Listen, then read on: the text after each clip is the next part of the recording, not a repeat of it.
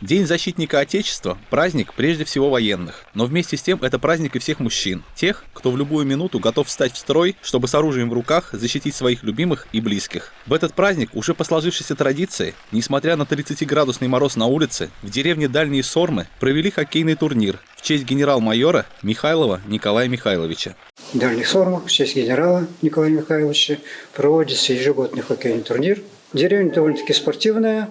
И будем, как говорят, эту традицию стараться соблюдать.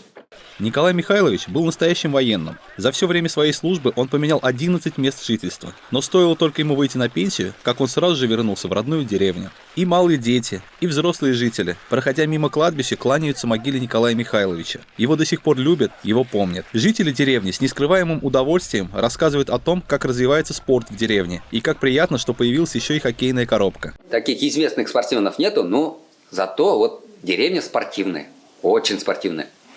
Постоянно в волейбол играли, в футбол играли, в бокс уже без слов. Ну и сам я вот призер Чувашии сельских боксеров 79-го года. Такой коробки не было. Ну, с освещением у нас пруд был. Вот там мои братья, старшие, всегда играли в хоккей. И сейчас вот молодежь у нас в хоккей играет. И в футбол играет. И стараюсь, чтобы наша деревня развивалась. Потому что у нас пекарня своя есть, больница есть, клуб есть, стадион есть. И, что сказать, вон музей и погранцы. Всем здоровья, да, с праздником, удачи! Много положительных эмоций и огромный заряд энергии получили в этот солнечный радостный день участники и гости турнира. Благодаря таким традициям есть повод не просто устроить праздник спорта, но и вспомнить людей, которые где бы ни находились в данный момент, все равно любят и помнят деревню Дальние Сормы и генерал-майора Михайлова Николая Михайловича. Мне очень приятно было еще раз оказаться на мероприятии, которое организовано и проводится в деревне Дальние Сормы, на малой родине моего отца и на моей малой родине, получается. Он очень любил это место, он очень дорожил своим родным краем, очень с большим уважением относился к односельчанам, и, как показывает история, и односельчане до сегодняшнего дня его не забывают. И это очень приятно, и это очень дорогого стоит. Я хочу сказать, что земля русская всегда гордилась и помнила каких-то своих героев, видных людей, значимых людей.